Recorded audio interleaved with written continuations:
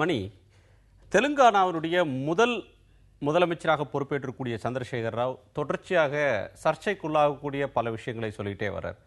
முதல்ல அந்த மாநிலத்தினுடைய அரசு ஊழியர்கள் இரவோடு இரவாக அவங்க ஆந்திராவை சேர்ந்தவர்கள் தெலுங்கானாவில் இருக்கக்கூடாதுன்னு சொல்லி ஒரு மிரட்டும் துணியில் சொன்னார். அது விமர்சனத்துக்கு ஆளானது.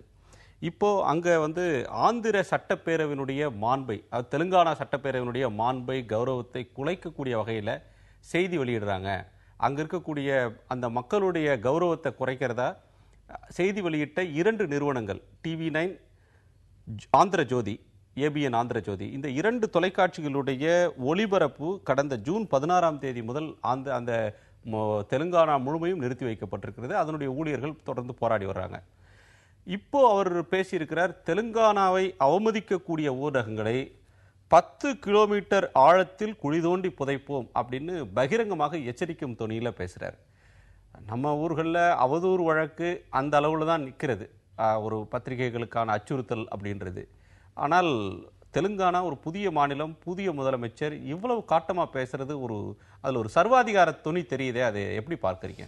இது எல்லா சர்வாதிகாரிகளுமே எடுக்கக்கூடிய ஒரு ஆட்டிடியூடு தான். இங்கேயும் என்ன நடந்தது நமக்கு தெரியும். ரெண்டாவது பொலிட்டிக்கலி வீக்கா இருக்கக்கூடிய ஒரு சிச்சுவேஷன்ல தங்களுடைய பலவீனங்களை மறைத்துக் கொள்வதற்கும் அவர்கள் இது போலத்தானும் பேசுவார்கள்.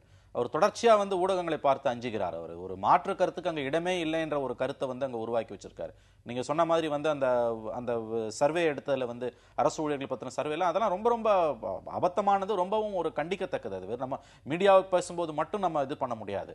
மீடியாவுக்கு வந்திருக்குது 10 கிலோமீட்டர் கீழே தோண்டி புதைப்பனா அது எந்த அளவுக்கு அவர் என்ன கேட்டீங்கன்னா ஒரு மனநல காப்பகத்திற்கு அனுப்ப வேண்டிய முதலமைச்சர் அவர். அது அந்த அளவோட நிறுத்தாம அதை ஒரு தேசிய அளவில் இது சம்பந்தமா கடுமையான கண்டனங்களை எழுப்புவதன் மூலமாகவும் சஸ்டைன்டு பிரஷர் மூலமாகவும் தான் அவரை பேக் ஃபுட்ல தள்ள முடியுமே தவிர இது வெறுமனே பேசிட்டு இருந்தா எதுவும் ஆயிடாது. பட் பேசிக்கலி பொலிட்டிக்கலி அவர் எவ்வளவு வீக்கா இருக்காருன்றது தான் இது போன்ற செய்திகள் காட்டுது. ஆக்சுவலா நமக்கு சர்வாதிகாரிகள் அடுத்தடுத்து வீழ்ந்தாலும் கூட ஆனால் ஊடகங்களை அச்சுறுத்தக்கூடிய ஒரு போக்கு தொடர்ந்து ஆட்சியாளர்கள் மத்தியில் ஏதேனும் ஒரு வடிவத்தில் இருந்துகிட்டே இருக்கிறத பார்க்கிறோம்.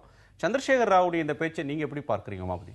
இல்லை, பத்திரிகையாளர் மணி சொன்னதை நான் திரும்பவும் அதை வழிமொழிகிறேன். ஏன்னா அவர் தன்னுடைய பலவீனங்களை மறைப்பதற்கு, தன்னை பற்றிய விமர்சனங்களை தாங்கிக் கொள்ள முடியாமல் தன் மீது வருகின்ற விமர்சனங்களுக்கு பதில் சொல்லுவதற்கு வழி இல்லாத நிலையில வந்துகிட்டு இந்த மாதிரி சொல்றவங்களை தாக்குறதற்கான attack the message not the messenger அப்படிம்பாங்க. இவர் இப்ப மெசேஜ் இல்லை, மெசஞ்சர்களை குழி தோண்டி புதைக்கிறங்கிற முடிவுக்கு வந்திருக்காரு. இது வன்மையாக கண்டிக்கத்தக்கது.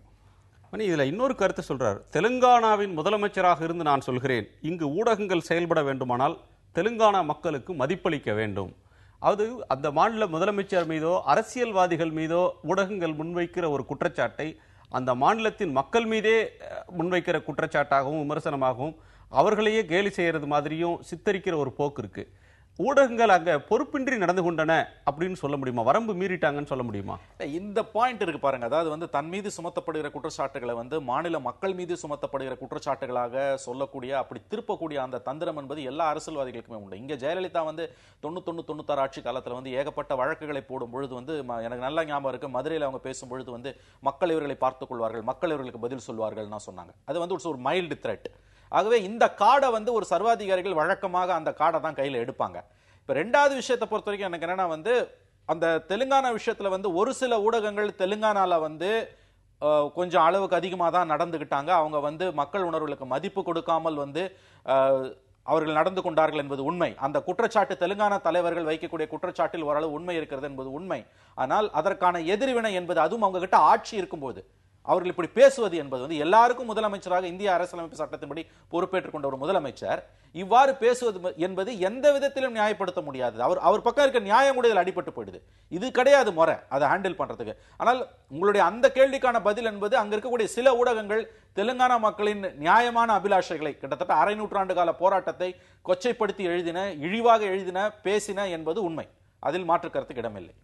இல்ல, அதற்கு வேறு வடிவங்கள்ல தான் நம்ம கண்டிப்பாக நியாயப்படுத்த முடியாது. இவர் இப்ப எதிர்க்கட்சியா இருந்து பேசியிருந்தா கூட நம்ம பொருட்படுத்த தேவையில்லை. இவர் ஒரு முதலமைச்சர், இவருடைய வார்த்தைகள் இருக்கக்கூடிய பொருள் என்பது என்னன்றது நமக்கு தெரியும். இது வழக்கமாக சர்வாதிகாரிகள் செய்யக்கூடிய காரியம் தான். இவருடைய எல்லா நியாயங்களும் இது போன்ற கடு சொற்களால் முழுவதுமாக அடிபட்டு போகிறது என்பதுதான் என்னுடைய கருத்து. இல்லை, இந்திய ஜனநாயகம் இப்படிப்பட்ட எத்தனையோ சர்வாதிகார துணியுள்ள ஆட்சியாளர்களை சந்தித்து வந்திருக்கிறது. ஊடகம் கூட பல நெருக்குதல்களை கடந்து உண்மையை சொல்லக்கூடிய தங்களுடைய பணிகளை பல நெருக்கடிகளுக்கு முகம் கொடுத்து அதிலிருந்து வெற்றி கொண்டு தங்களுடைய பணியை செய்யறது தான் தொடர்ந்து பார்க்கிறோம்.